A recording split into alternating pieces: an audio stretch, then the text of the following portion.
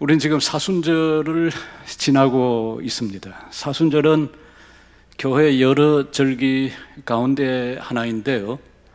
325년 니케아 공의회에서 이제 부활절을 언제로 할 건가 하는 게 이제 결정된 뒤에 이제 부활절 전 40일을 사순절, 그리고 부활절 이후 50일을 이제 오순절로 그렇게 지키게 되었습니다. 오순절은 이제 성령 강림 주일이죠. 예수님께서 부활하신 뒤 40일 계시다가 그리고 10일 뒤에 이제 성령을 보내셔서 신약 교회가 시작이 되었고요. 사순절은 예수님이 이제 고난 받으시기까지, 또 고난 받으시고 부활하신 그날까지를 이제 지키는 날입니다. 물론 교회 전통에 차이가 조금 있기는 합니다. 로마 가톨릭 교회 전통에 지키는 사순절, 그 다음에 동방교회, 그러니까 그리스 정교회, 러시아 정교회, 세르비아 정교회, 무슨 콥트 정교회, 이 정교회 전통에 지키는 사순절 조금 다른데요. 정교회는 8주, 예수님의 부활절을 기점으로 해서 8주 앞에부터 이제 지키는데, 한 주에 이제 5일씩 해서 이제 40일을 지킵니다. 로마 가톨릭 교회는 올해로 치면 3월 2일 애쉬 웬스데이, 뭐라고 그러죠? 제2의 수요일부터 시작해서 부활 예수님 십자가에 못 박히기 전 금요일 이전 목요일까지 그렇게 해서 40일을 지키고 있습니다. 개신교에서는 3월 2일 그 제 수요일부터 시작해서 예수님의 부활절 4월 17일까지로 이제 사순절이라 그렇게 이야기를 하는데요. 아마 여러분들이 관심이 있으셔서 손으로 세어 보시면 실제로는 46일이 나올 겁니다. 그렇게 하는 이유가 뭐냐면 6일이 주일입니다. 그래서 주일 6일은 빼고 수요일부터 시작해서 예수님 부활하신 부활주일까지 이렇게 사순절을 지킵니다. 사순절은 예수님께서 성육신 하시고 그리고 가르치시고 이 땅에 사시다가 그리고 십자가에 못 박히시고 부활하신 그 주 과정을 기념하고 또 회개할 것 회개하고 하나님께 감사하는 그런 기간입니다. 그러니까 사순절은 무슨 슬퍼하는 그런 기간일 뿐만 아니라 동시에 그리스도를 통해서 일어난 그 사건을 감사하고 기뻐하는 주간이기도 합니다. 그러니까 로마 가톨릭에서 지키는 것처럼 그런 방식이 아니라 개신교에서는 훨씬 더 사순절 기간 동안에 참회와 아울러서 하나님께 베풀어 주신 그 은혜에 대한 감사와 그로 인한 기쁨이 강조되는 그런 특색이 있다고 하겠습니다. 오늘이 사순절 넷째 주일인데요. 이제 다음 두 주일을 지나고 이제 고난주일, 그리고 이제 금요일 예수님 십자가 못 박힌 날, 그리고 이제 3주 뒤에 우리가 부활절을 이제 지키게 될 겁니다. 이 기간 동안 여러분들에게 은혜가 넘치기를 원하고요. 넷째 주일에 공통으로 읽고 묵상하는 성경이 오늘 읽은 누가복음 1장에서 누가복음 마지막 절까지,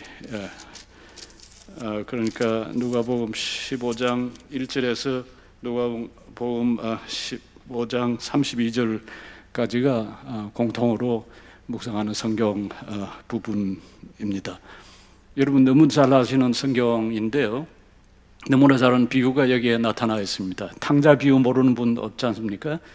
이 탕자 비유를 포함해서 이제 두 비유가 그 앞에 먼저 나옵니다. 하나는 이런 양을 찾은 목자의 이야기고요. 또 다른 하나는 잃었던 그 동전을 찾은 한 여인의 이야기가 나옵니다. 그리고 그 유명한 그 탕자의 비유인데요. 이 탕자의 비유는 사실은 들여다보면 두 아들을 둔 아버지의 이야기입니다. 셋 다 초점은 목자와 여인과 그리고 이제 아버지에 있습니다. 이야기는 너무 잘 아시니까 제가 요약할 필요가 없을 줄 압니다. 첫 번째 비유는 100마리의 양이 있었는데 그 중에 이제 한 마리 양을 목자가 잃었습니다. 그래서 그 99마리도 귀하지만은 그 잃어버린 양을 찾아서 나선 그 목자의 이야기. 그래서 그 양을 찾아서 너무나 기뻐서 그 양을 어깨다 이렇게 짊어지고 그리고 이제 돌아와서 잔치를 벌이는 이야기입니다. 그리고 동전을 잃은 그 여인도 그 집을 쓸고 또 빛을 비추어서 결국 동전을 찾아내서 너무나 기쁜 나머지 동네 사람들 불러 모아서 잔치를 한 이야기이고요. 그리고 이제 잃었던 그 아들, 우리가 탕자라고 부르는 그 잃었던 아들이 돌아왔을 때 아버지가 너무나 기뻐서 종들에게 명령해서 이제 잔치를 베풀게 하고 기뻐하는 그 이야기가 담겨 있습니다. 여기서 공통적인 것은 아주 분명하게 드러납니다. 이 세 비유가, 이 세 이야기가 함께 연결이 되어 있는데요. 공통적인 것은 우선 첫 번째는 잃었던 겁니다. 잃었습니다. 양을 잃었고 동전을 잃었고 그리고 그 아들을 잃었습니다.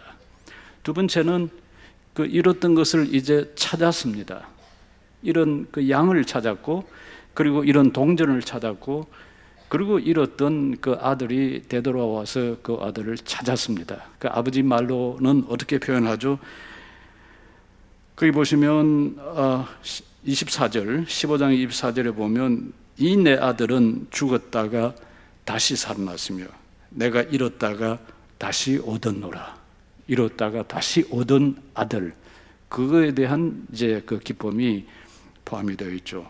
그러고 나서 세 번째는 그 기뻐한 나머지 혼자서 기뻐하는 것으로 만족하지 않고 동네 사람들 불러서 잔치를 했습니다. 양을 찾은 사람도 그리고 동전을 찾은 그 여인도 그리고 아들을 다시 얻었던, 다시 아들이 살아난 그 아버지도 사람들을 불러 모아서 잔치를 벌였습니다. 송아지, 살찐 송아지 한 마리를 같이 먹을 정도면 그 숫자가 무슨 5명, 10명 정도가 아니겠죠. 훨씬 더 많은 사람들을 불러서 잔치를 벌였는데요.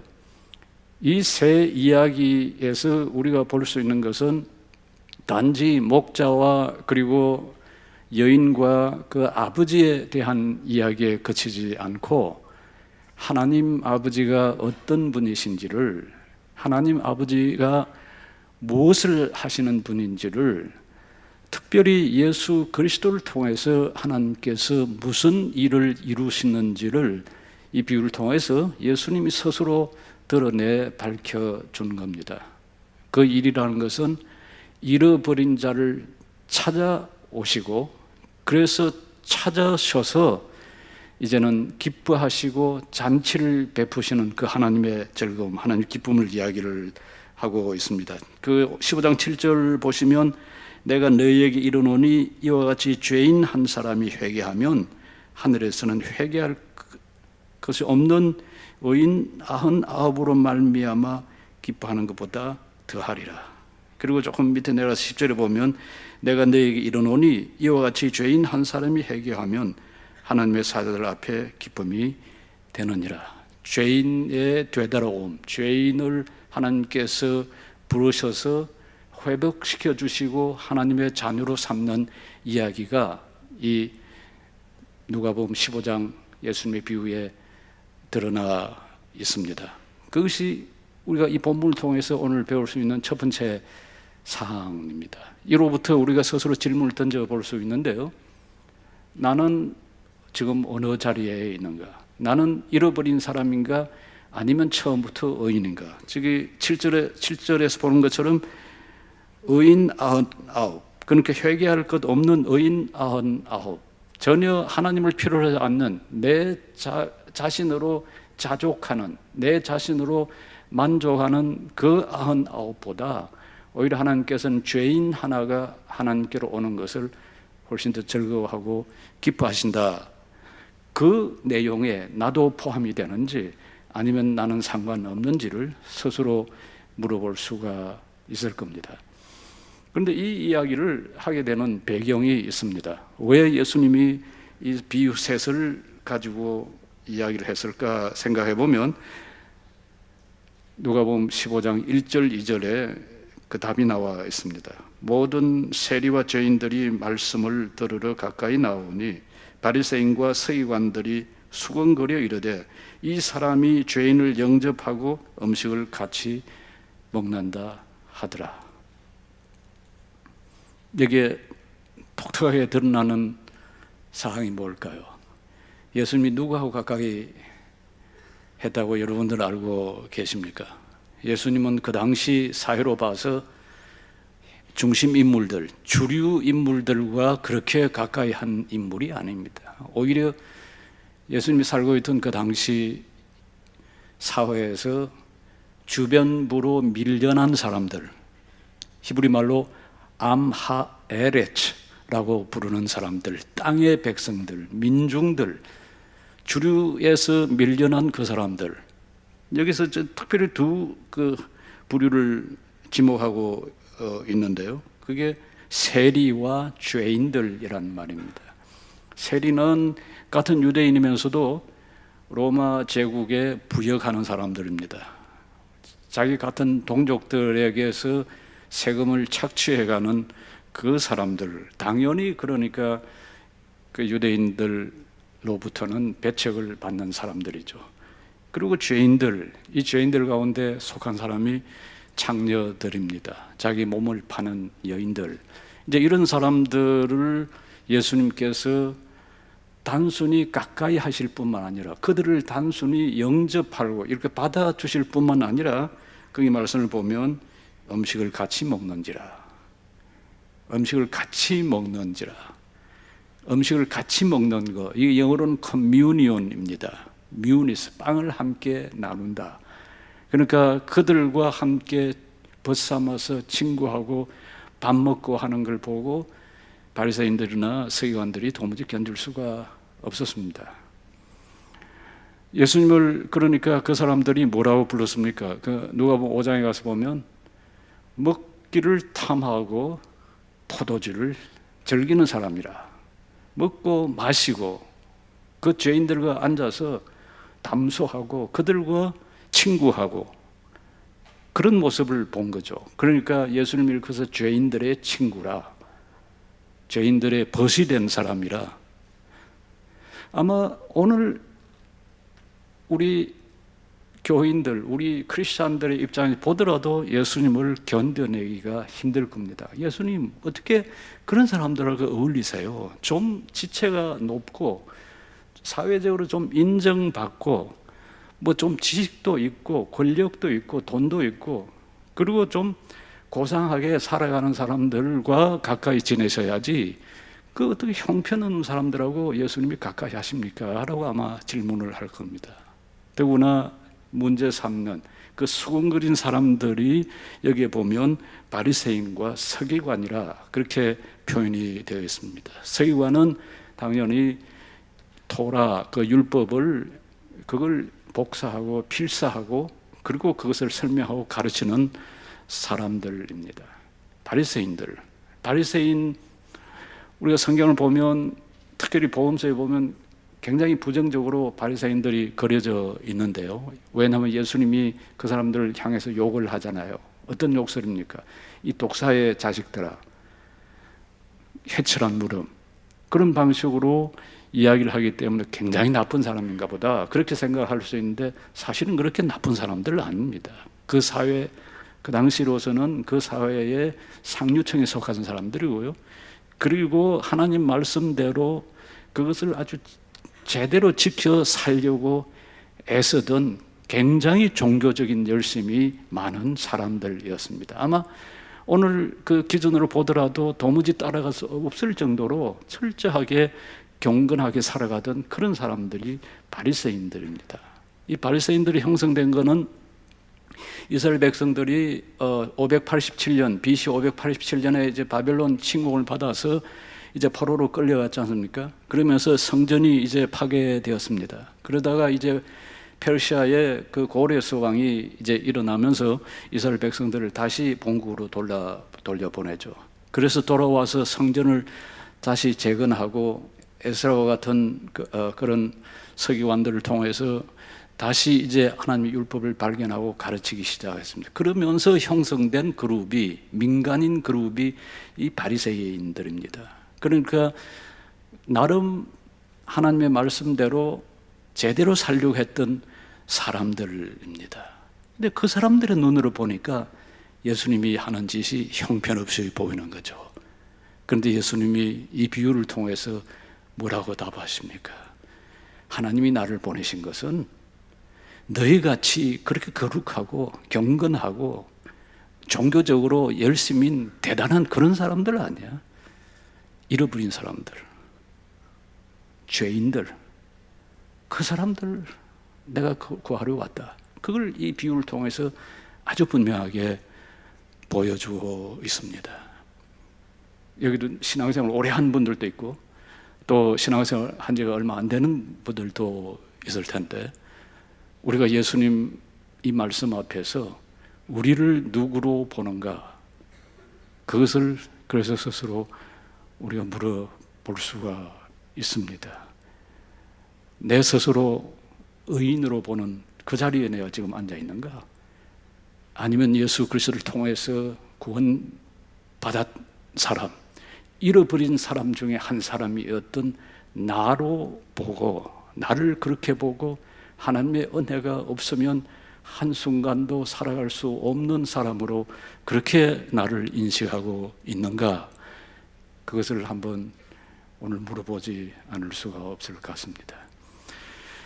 이제 두 번째, 이 말씀 통해서 두드러지게 나타나는, 그렇게 두드러지게 나타난다기보다는 하나는 좀 분명하게 나타나지만은 하나는 그 배경에서 그렇게 두드러지 나타나지 않는 하나의 장면을 볼 수가 있습니다. 세 번째 비유, 우리가 탕자의 비유라 부르는 그 세 번째 비유를 보면 아들이 둘 나옵니다.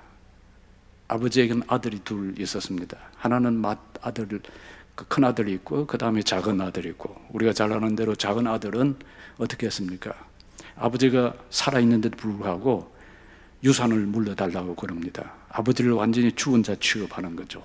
뭐 붙인 살상까지는 가지 않는다 하더라도 아버지를 죽은 자로 취급하고 자기가 가질 그 분깃, 자기가 가질 그 유산 몫을 나누어 달라고 요구합니다.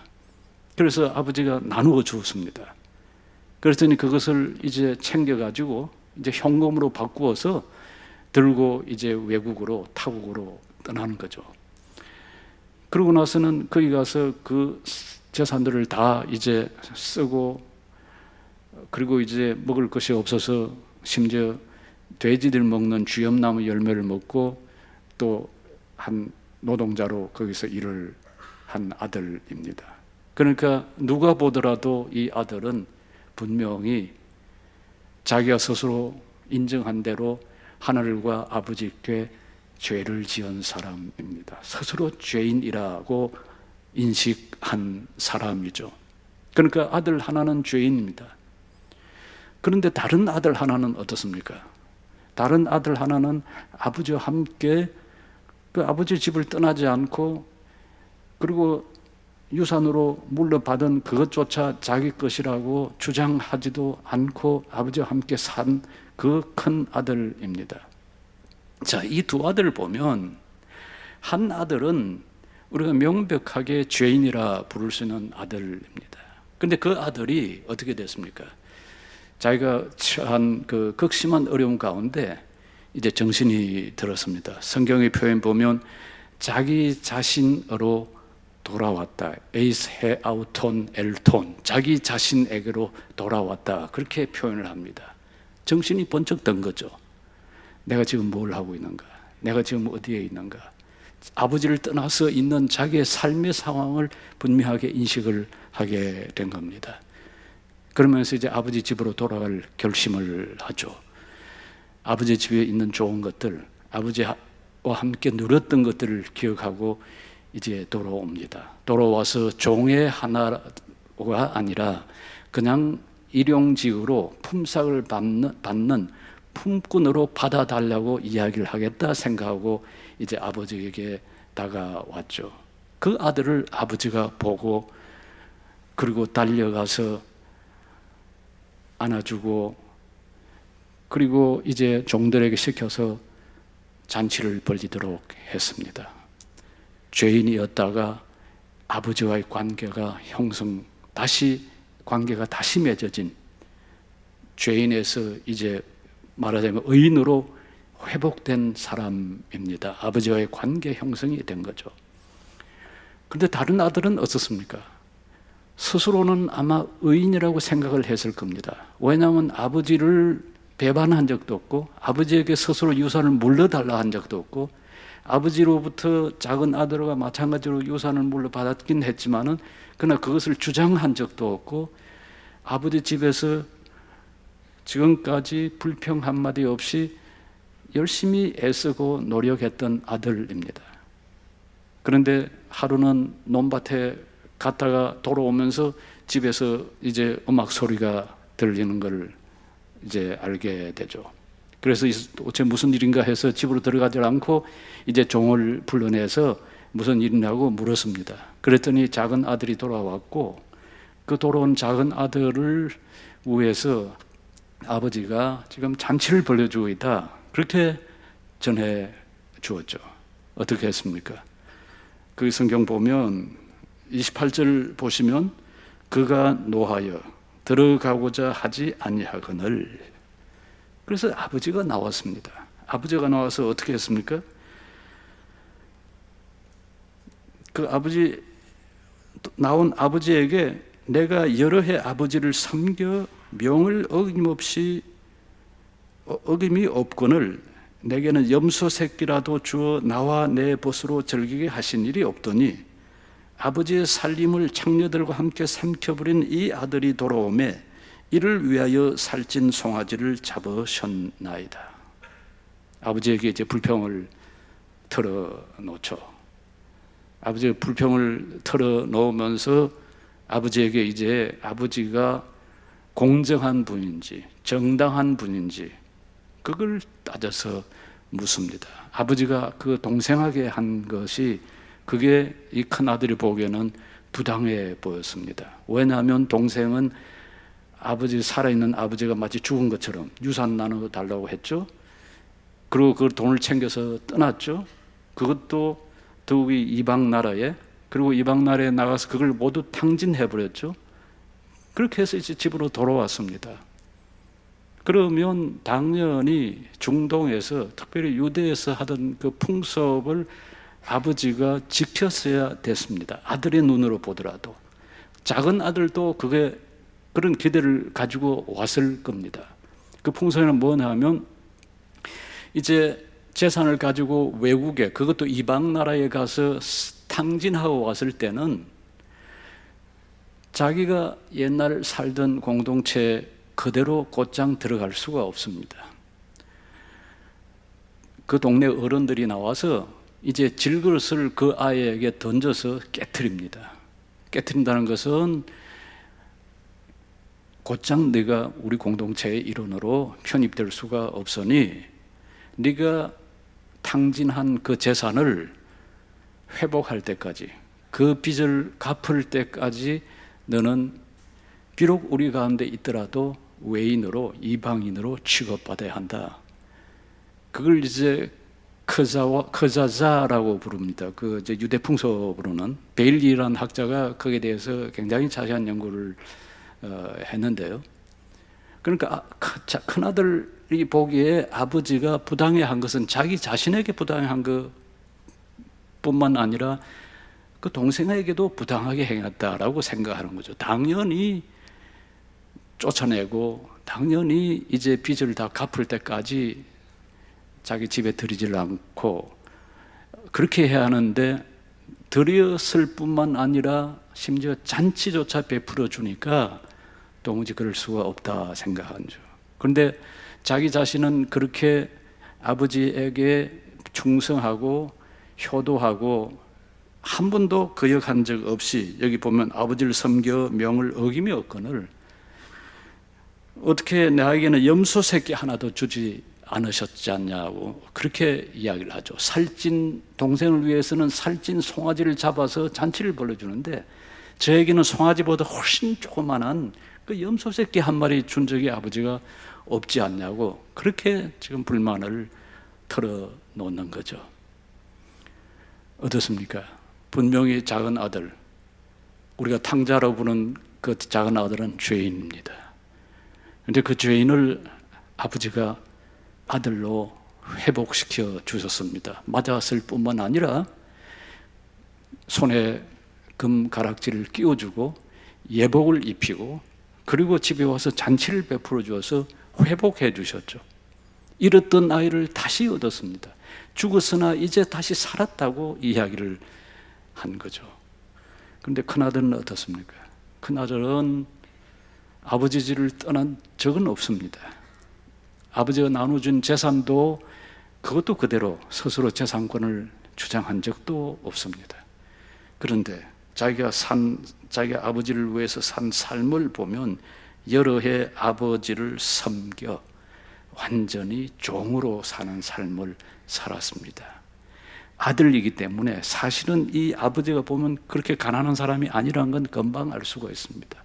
우선 유산을 나눠줄 수 있는 정도의 재산이 있었고요. 그리고 아들이 돌아왔을 때 금방 살찐 송아지 한 마리를 잡아서 잔치할 정도로 풍족한 그런 재산이 있던 분입니다. 그리고 집에 종들도 거느리고 있었습니다. 그러니까 그렇게 가난한 분은 아니었죠. 그러니까 큰 아들도 사실은 논밭에 나가서 일할 필요는 없습니다. 아마 논밭에 나가서 직접 일을 하기보다는 종들에게 일을 시키고 감독 역할을 했을 가능성은 있습니다. 그러니까 아들로서 누려야 할 그 자유와 그 특권과 거기서 오는 평안과 기쁨을 누리지 못하고 마치 종처럼 아버지의 집에 살면서 살았던 사람입니다. 그러니까 아버지가 뭐라고 말씀을 하십니까? 31절 보면 아버지가 이르되 얘야 너는 항상 나와 함께 있으니 내 것이 다 네 것이로되. 아버지가 생각할 때 그 큰아들은 항상 같이 있었습니다. 같은 가족입니다. 아버지와 아들의 관계입니다.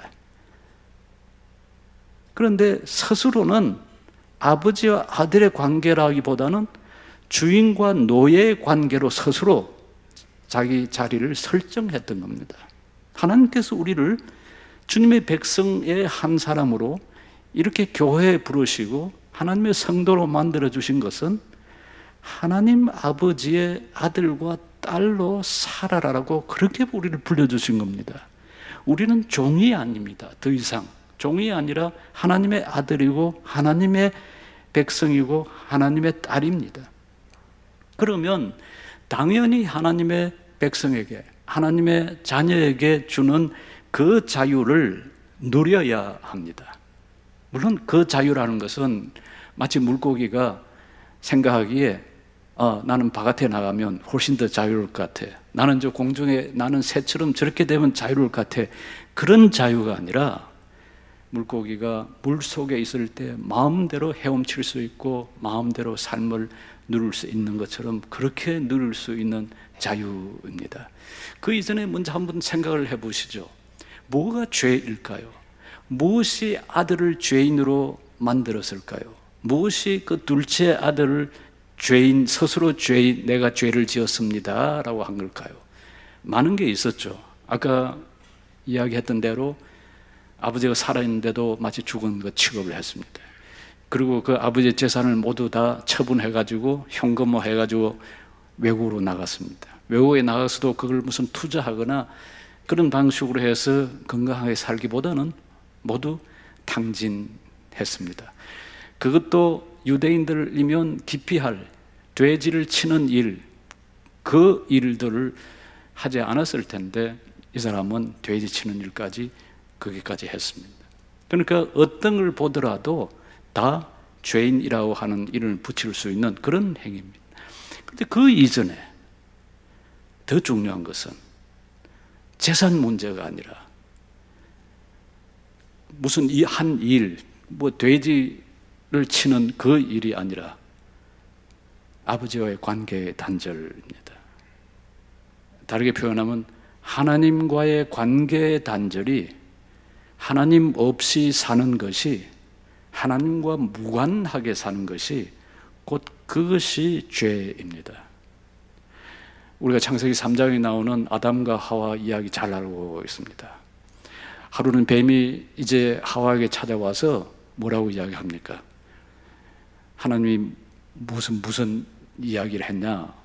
그러니까 이제 뭐라고 이야기하죠? 아담 하와에게 하나님께서 이제 금하신 거, 우리가 이 모든 나무 열매를 먹을 수는 있지만은 그러나 선과 악을 알게 하는 나무는 먹지 말라 하셨다. 하나님께서 명령하신 걸 분명하게 이야기를 했죠. 그랬더니 뱀이 뭐라고 하와를 속였습니까? 먹어봐. 너희들이 지혜롭게 될 거야. 그래서 선과 악이 뭔지 알게 될 거고 너희가 하나님처럼 될 거야. 그것이 뱀이 하와한테 했던 유혹입니다. 여기서 우리가 죄라고 하는 것이 뭔지를 읽어낼 수가 있습니다. 무엇보다 첫 번째 죄는 불순종입니다. 하나님께서 명령하신 거, 하지 말라 한 거, 그거 한 거, 하나님의 명령을 순종하지 않은 게 그게 죄죠. 선과 악을 알게 하는 나무, 그 열매를 먹지 말라 했는데도 불구하고 그 열매를 먹었습니다. 두 번째는, 죄는 탐심과 연관이 됩니다. 보암직도 하고 먹음직도 하고 지혜롭게 할 만큼 탐스럽다고 그렇게 이야기를 하죠. 만일 죄가 고통을 준다면 마치 죄를 짓는 순간, 나쁜 행위를 하는 순간, 하나님께서 원하지 않은 순간 대단한 고통을 준다면 아무도 하지를 않을 겁니다. 그게 쾌감이 있고 즐거움이 있고 그렇기 때문에 그거에 대해서 탐심을 갖게 만드는 거죠. 그런데 세 번째로 제일 밑바닥에 있는 죄의 어떻게 보면 본질이라고 할 수 있는 것은 그 뱀이 한 말 그대로 너희가 하나님처럼 될 거야. 하나님 같이 될 거야. 그래서 무엇이 선이고 무엇이 악이고 네 자신이 스스로 설정한 기준에 따라서, 아니면 단순히 기준이 아니라 네 자신이 기준이 되어서 사는 삶을 살 거야. 그게 완전히 거짓말은 아니었습니다. 창세기 3장 22절을 보면 하나님께서 저희들이 눈이 밝아져 우리와 같이 되었도다. 아담과 하와가 자기 삶의 주인이 되었습니다. 더 이상 하나님이 필요 없는 하나님 바깥의 자리에 앉게 된 그것이 다름 아니라 죄입니다. 그러니까 그 외에 나오는 뭐 살인이라든지 간음이라든지 뭐 사기라든지 이런 모든 구체적인 행위들은 이 죄의 결과라, 그렇게 이야기를 할 수가 있을 겁니다. 그러니까 결국 죄의 문제는 관계의 문제입니다. 그 관계는 하나님과의 관계입니다. 하나님 안에 있는가, 하나님 바깥에 있는가. 그러니까 죄 지은 아담과 하와에게 하나님께서 오셔서 첫 번째 던졌던 질문이 뭡니까? 창세기 3장을 보면 창세기 3장 9절이죠. 뭐라고 질문했습니까? 아담과 하와에게 네가 어디 있느냐? 아예카, 네가 어디 있느냐? 네가 지금 하나님 바깥에 있느냐? 하나님 안에 있느냐? 물론 숨었습니다. 그 나무 사이에 숨었습니다. 너가 어디 있느냐? 그 말은 네가 왜 거기에 있느냐? 너희가 지금 뭐를 했느냐? 왜 지금 네가 내 바깥에 서게 됐느냐? 그 질문을 하는 거죠.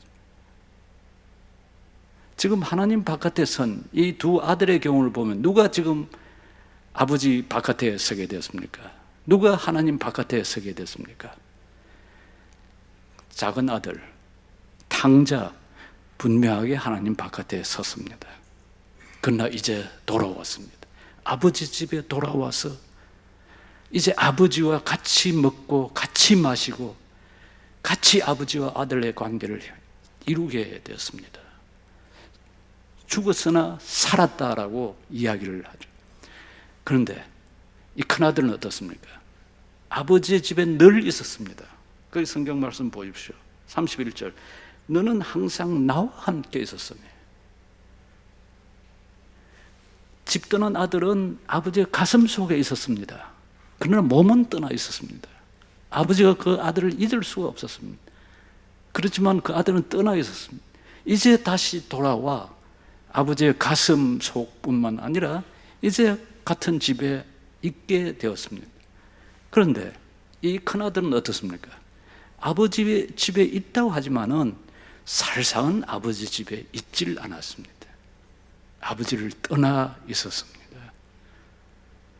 우리가 신앙생활을 오래 한다고 하지만은 우리가 지금 이 작은 아들처럼 죽었다가 살아난 사람인지 잃었다가 다시 얻은 사람인지 아니면 늘 집에 있긴 한데 아버지와 아무런 관계도 없는 마치 주인과 종처럼 자유를 제대로 인식하지도 못한 채 예수 그리스도를 믿는 믿음 가운데 오는 평안과 기쁨도 전혀 경험하지 못한 채 그냥 마치 종처럼 속으로는 불만과 분노를 가지고 있는 그런 방식으로 신앙생활을 하지 않는지 우리가 한번 자신을 돌아볼 필요가 있습니다.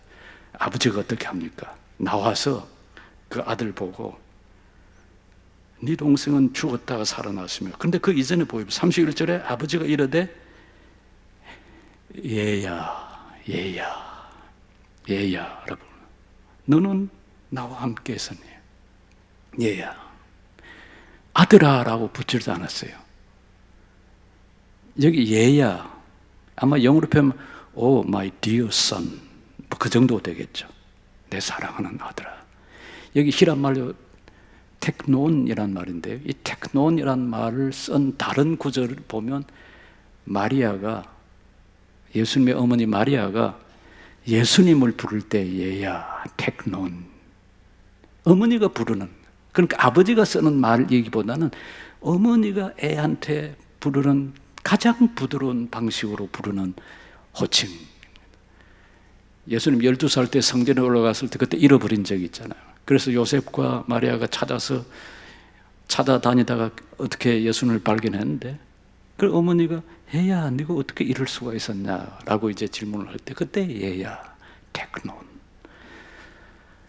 아버지의 마음은 아들을 회복시켜 주는 겁니다. 이 대목에서 우리가 이제 두 번째 질문을 던져볼 수가 있습니다. 우리와 아버지의 관계는 어떤가? 우리가 하나님 안에서 우리에게 주신 이 아들의 자유를, 아들의 특권을 제대로 누리고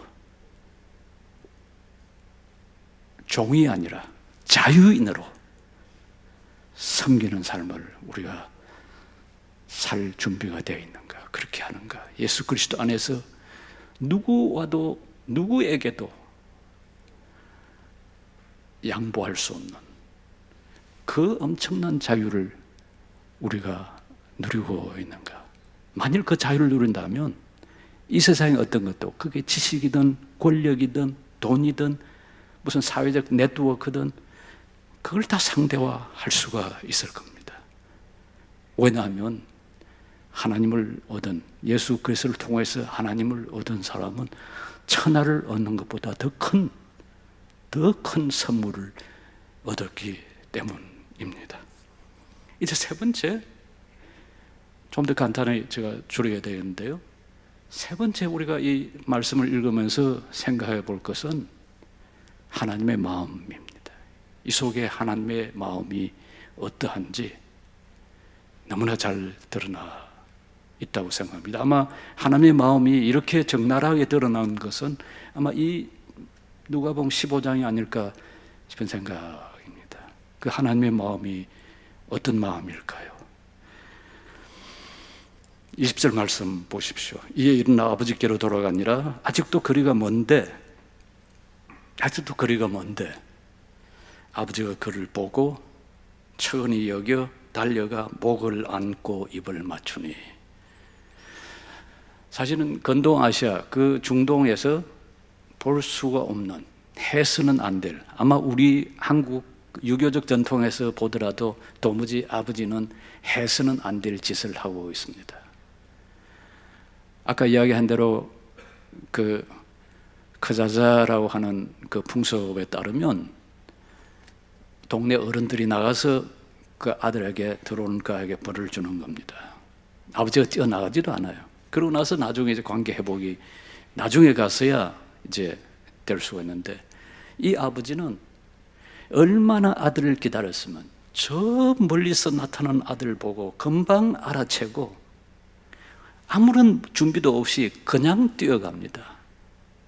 그냥 뛰어가. 이 뛰어간다는 말, 이게 이제 히란말 드라마, 우리가 드라마라고 그러잖아요. 연속극 뭐 무슨 드라마, 그 드라마 그 동사인데요. 달리기 선수가 달리기를 하는 겁니다. 얼마나 빨리 뛰어갔으면.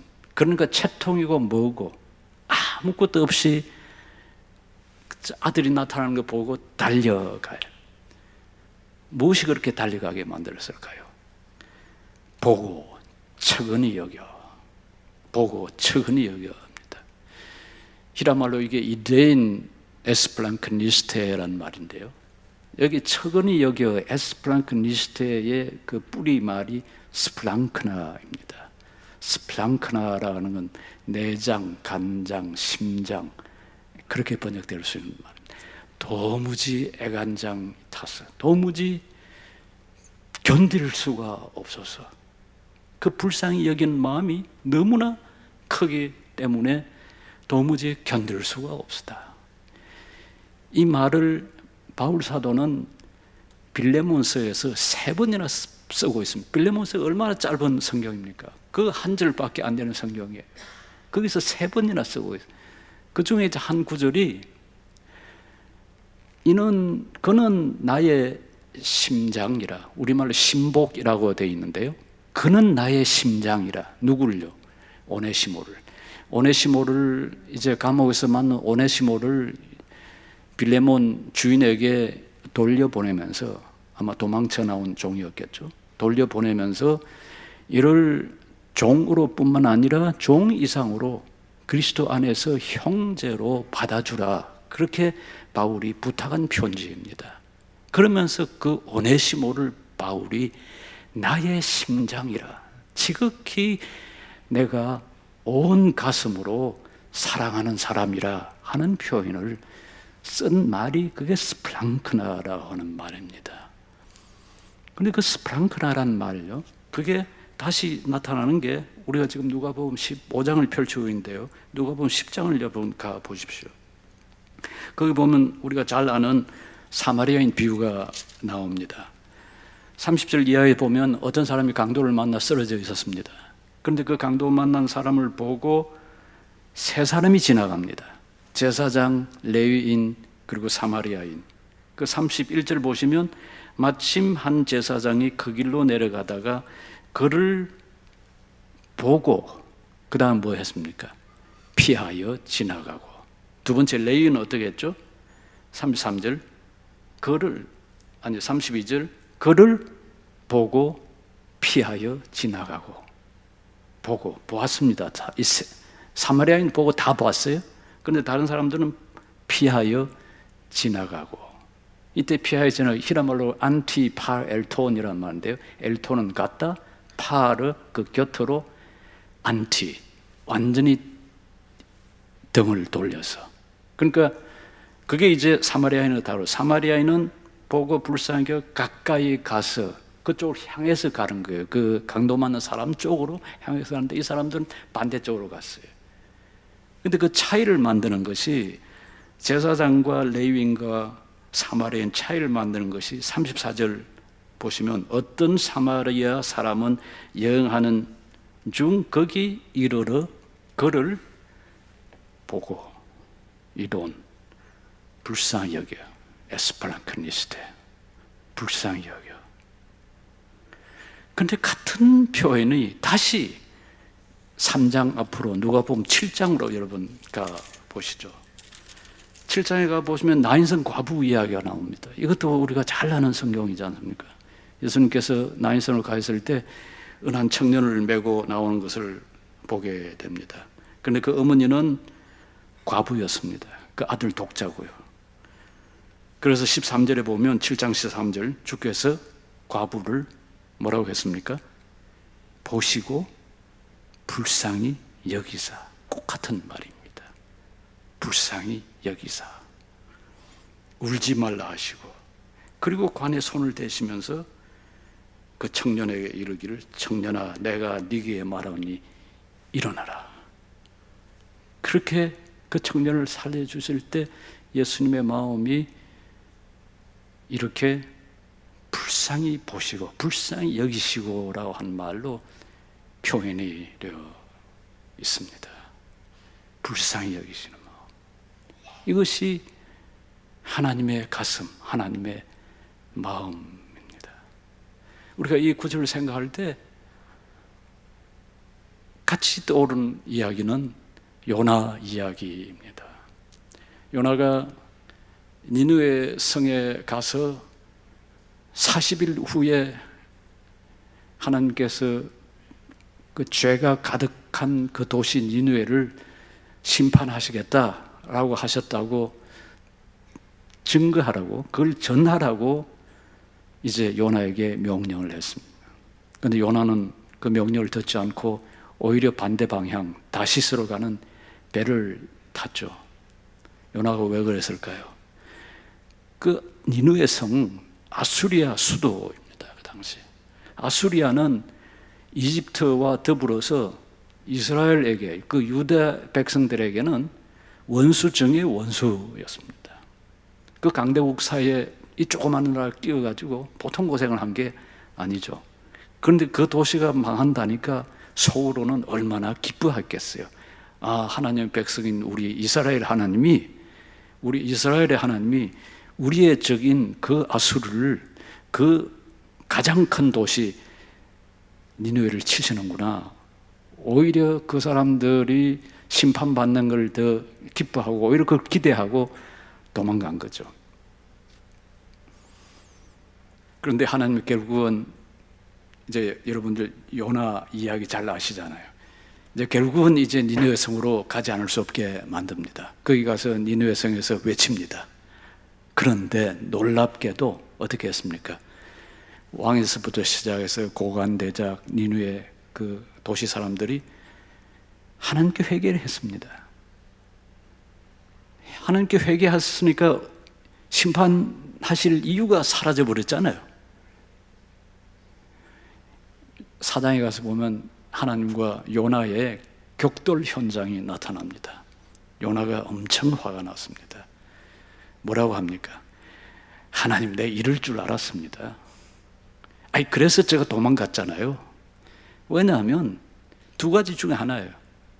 하나님은 불변하시는 분이시니까, 한 번 정하신 건 행하시는 분이시니 심판하시겠다고 해서 심판하실 거나 그게 하나님의 성품에 맞은 거 아닙니까?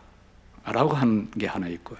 또 다른 하나는 출애굽기 34장 6절에서 8절 말씀처럼 하나님은 공의로우시고 자비로우시고 노하기를 더디하시는 분이에요.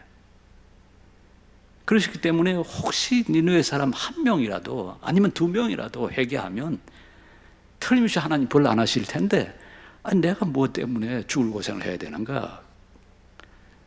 제가 이야기했지 않습니까? 그렇게 달라드는 거예요, 하나님. 그러니까 하나님이 니느웨 백성들이 회개하는 거 보고 베푼 그 자비, 하나님의 긍휼, 하나님의 마음에 대해서 이제 시비를 건 거죠. 그래서 어떻게 합니까?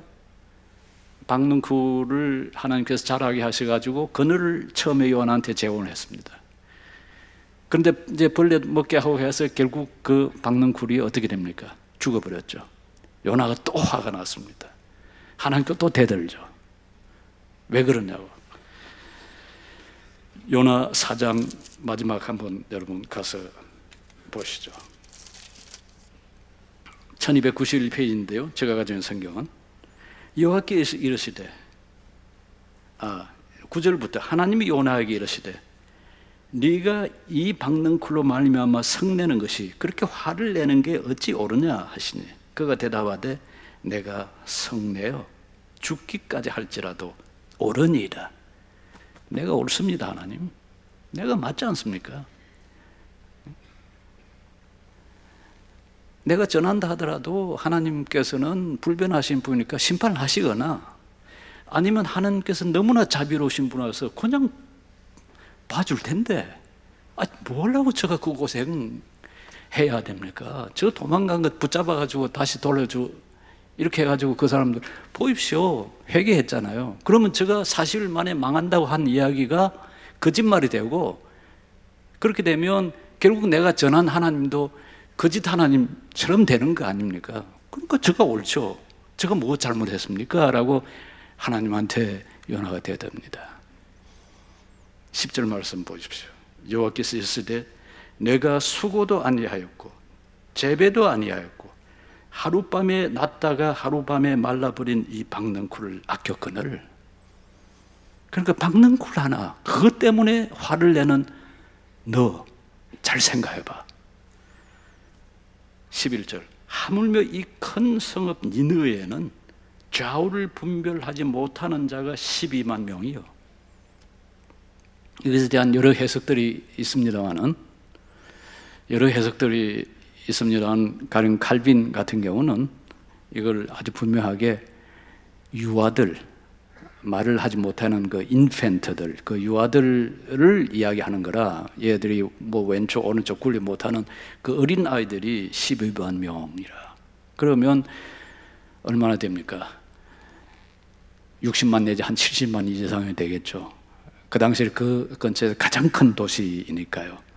칼빈이 이 주석을 쓸 당시, 그 당시 파리 인구가 한 40만 정도 되었답니다. 그러니까 그보다 큰 이 니느웨 도시, 그 큰 도시를 하나님께서, 그리고 그 도시뿐만 아니라 가축도 많이 있나니 내가 어찌 아끼지 아니하겠냐, 내가 어떻게 그걸 그렇게 쉽게 멸망을 시키겠냐.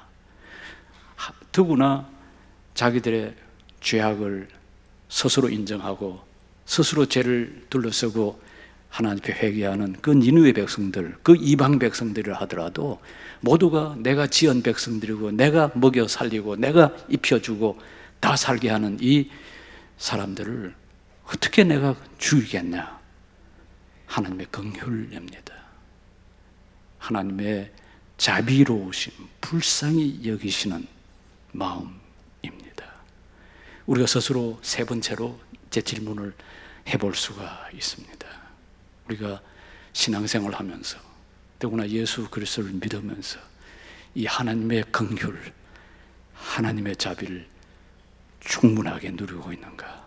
하나님께서 주신 자비는 아무런 조건이 없습니다. 다만 하나님께 돌아오기만 하면, 잃었다가 다시 얻은 자와 같이 되기만 하면 하나님께서는 아무런 조건 없이 사랑하시고 관계를 회복하시고 우리의 하나님이 되어주신다라는 것을 보여주고 있습니다. 이제 2주 남았습니다. 그리고 이제 고난주간 부활절이 될 텐데요, 이 남은 기간 동안에 하나님께서 그리스도를 통해서 보여준 그 말할 수 없는 그 은혜를 함께 누리고 감사하고, 그리고 우리가 회개해야 될 것 회개하고, 그를 통해서 이 땅을 살아갈 때 무엇과도 바꿀 수 없는 그 엄청난 자유, 그리스도 안에서 누리는 그 자유를 우리가 누리면서 서로 종이 되어 섬기는 삶을 서로 살 수 있으면 좋겠습니다. 자비로우신 아버지 하나님, 이 놀라운 복음을 저희들에게 가르쳐 주신 것 주님 감사합니다. 저희들이 이 세상의 종으로 살지 않고 주님의 자녀로, 자유로운 사람으로 이웃과 함께 고통을 나누면, 즐거움을 나누며 살아가는 존재가 되게 하여 주옵소서. 예수님 이름으로 기도드립니다. 아멘.